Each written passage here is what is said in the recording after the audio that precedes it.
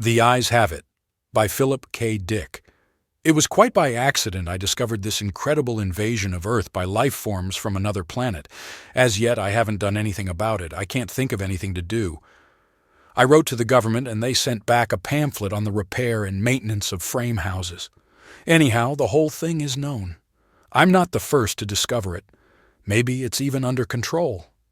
I was sitting in my easy chair, idly turning the pages of a paperbacked book someone had left on the bus, when I came across the reference that first put me on the trail. For a moment, I didn't respond. It took some time for the full import to sink in. After I'd comprehended, it seemed odd I hadn't noticed it right away. The reference was clearly to a non-human species of incredible properties not indigenous to Earth.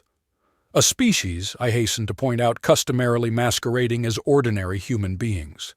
Their disguise, however, became transparent in the face of the following observations by the author. It was at once obvious the author knew everything, and was taking it in his stride. The line, and I tremble remembering it even now, read. His eyes slowly roved about the room. Vague chills assailed me. I tried to picture the eyes. Did they roll like dimes? The passage indicated not. They seemed to move through the air, not over the surface. Rather rapidly, apparently. No one in the story was surprised. That's what tipped me off. No sign of amazement at such an outrageous thing. Later the matter was amplified. His eyes moved from person to person. There it was in a nutshell. The eyes had clearly come apart from the rest of him and were on their own. My heart pounded, and my breath choked in my windpipe. I had stumbled on an accidental mention of a totally unfamiliar race, obviously non-terrestrial. Yet, to the characters in the book, it was perfectly natural, which suggested they belonged to the same species, and the author, a slow suspicion burned in my mind. The author was taking it rather too easily in his stride. Evidently, he felt this was quite a usual thing.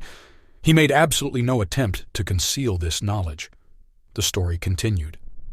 Presently his eyes fastened on Julia. Julia, being a lady, had at least the breeding to feel indignant. She is described as blushing and knitting her brows angrily. At this I sighed with relief. They weren't all non-terrestrials. The narrative continues. Slowly, calmly, his eyes examined every inch of her. Great Scott! But here the girl turned and stomped off, and the matter ended. I lay back in my chair, gasping with horror. My wife and family regarded me in wonder. "What's wrong, dear?" my wife asked. I couldn't tell her. Knowledge like this was too much for the ordinary run-of-the-mill person. I had to keep it to myself. "Nothing," I gasped. I leaped up, snatched the book, and hurried out of the room. In the garage, I continued reading. There was more. Trembling, I read the next revealing passage. He put his arm around Julia. Presently, she asked him if he would remove his arm. He immediately did so, with a smile. It's not said what was done with the arm after the fellow had removed it. Maybe it was left standing upright in the corner. Maybe it was thrown away. I don't care. In any case, the full meaning was there, staring me right in the face. Here was a race of creatures capable of removing portions of their anatomy at will, eyes, arms, and maybe more, without batting an eyelash.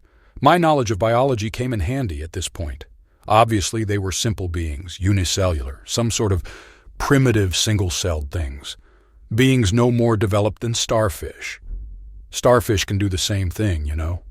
I read on, and came to this incredible revelation, tossed off coolly by the author without the faintest tremor.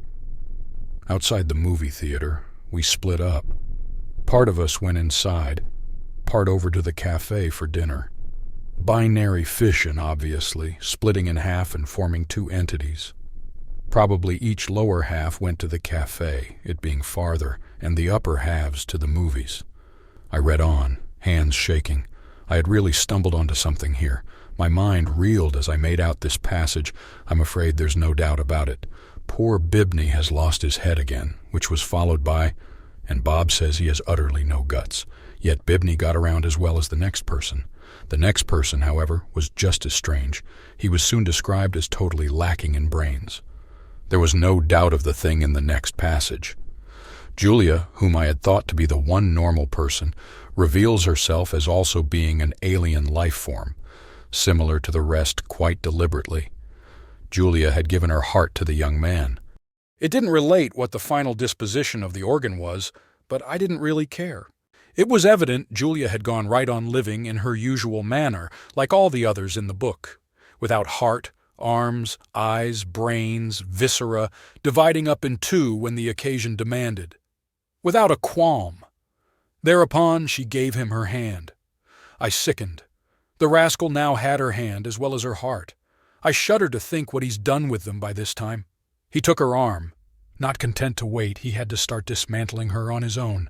Flushing crimson, I slammed the book shut and leaped to my feet, but not in time to escape one last reference to those carefree bits of anatomy whose travels had originally thrown me on the track.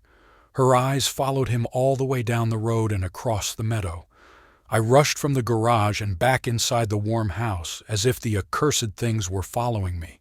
My wife and children were playing Monopoly in the kitchen. I joined them and played with frantic fervor, brow feverish, teeth chattering. I had had enough of the thing. I want to hear no more about it. Let them come on. Let them invade Earth. I don't want to get mixed up in it. I have absolutely no stomach for it.